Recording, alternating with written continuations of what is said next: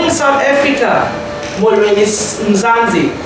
Thank you for being here today with us at the George Municipality Youth Office.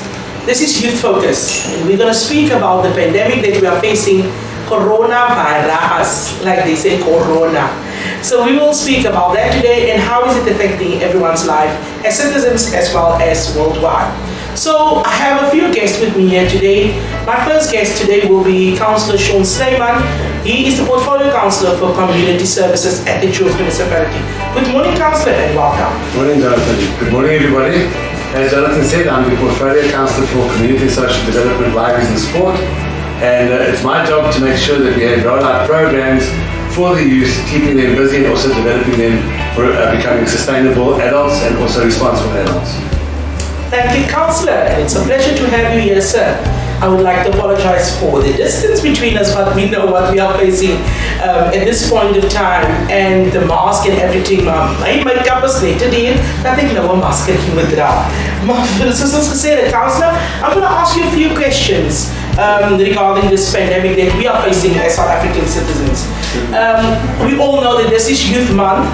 And I would like to say Happy Youth Month to all the youngsters out there.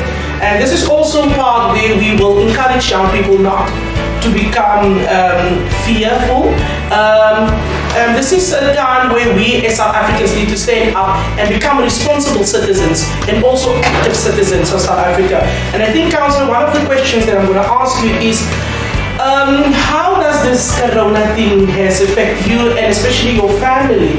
What did you do during this coronavirus and lockdown thing? Well, fortunately, Jonathan, being a councillor, I wasn't stuck inside all the time. Obviously, I had to maintain my responsibilities. But what I did notice is that the amount of stress this whole thing has caused, people being locked up, it's almost like the cabin fever that people had. And one of my biggest fears, and I'll be honest with you, is that with the amount of time that people have spent being confined, the amount of stress and frustration might have led to more violence in the homes, and that is a big concern of mine.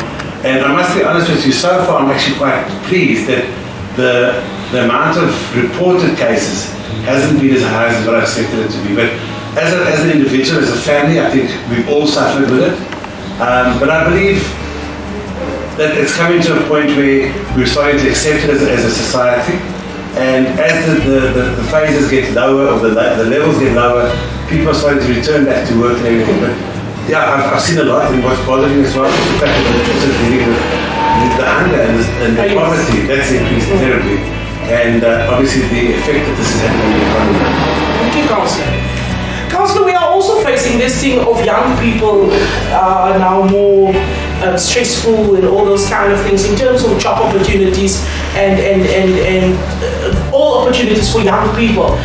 Since we are in Youth Month, what do you as leaders have in place for after coronavirus? What is the discussions that you guys have? Well, Jonathan, I'm glad you asked the question, because quite honestly, I think the biggest problem we've had up until now is the fact that the amount of time that the children have lost through education. And one of the things that I'm always saying to people is that our future lies in education. And if you don't have an educated youth, you're not going to have an educated adult, and therefore you're going to have problems. So on the one hand, yes, it's been challenging, but I think we need to change our mindsets. As people, as the youth of today, this is an opportunity. The fourth industrial revolution has been taking place for a number of years. And I think the coronavirus is actually now forcing us to look at this thing square in the face and say, hold on a second, we need to change. And we cannot go on the way that we've been doing in the past. We need to embrace the fourth revolution, the industrial revolution, and find ways of innovating our youth. Yes. But also we need to find different ways of doing business, because coronavirus is going to be a forever. Let's face it, it's not going to just vanish overnight. But we need to accept the fact that life has changed. We will never have a life the way that it was before March when we had our first lockdown.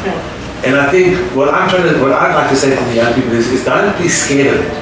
Start finding ways of working around it, because it's not about lying down, it's about how we get up after this.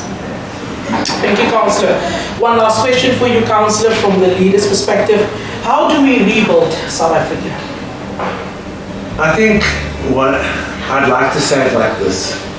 Before we start thinking about rebuilding, okay, we need to establish why we're in the situation. I've always said it, if we can establish the why, we can sort out the what and the how. And I think our biggest thing is that we need to find out what we actually want. This is like business. When we start looking at a business, we always look at the budget. Now, the budget is where we want to go.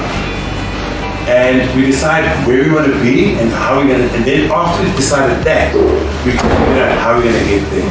And I think the youth of today, and bearing in mind the whole idea of Youth Month started many years ago with the young people that decided that they had enough of the way that they were always being classified as second-rate citizens in their education. And I would like the message to go out to our young people today, that we need to focus on getting a decent education and changing our lives for the future, because without that, we're going to be perpetuating what has happened in the past. No matter how we look at it, if we continue looking at where we come from, we're never going to find where we're going to. And I think coronavirus has given us, somebody said it today, it's given us a reset button. It's given us a reset button in the sense that we cannot look at life as it was before. But it's those who are going to take the opportunities now, embrace the opportunities and run with it. Those are the people who are going to be the success in the future. Thank you, Councillor Snyman. It was well said. Ladies and gents, like Councillor said, let's think how we can be innovative in this time and beyond COVID-19. Once again, thank you so much, Councillor Snyman, for joining us at the Youth Focus.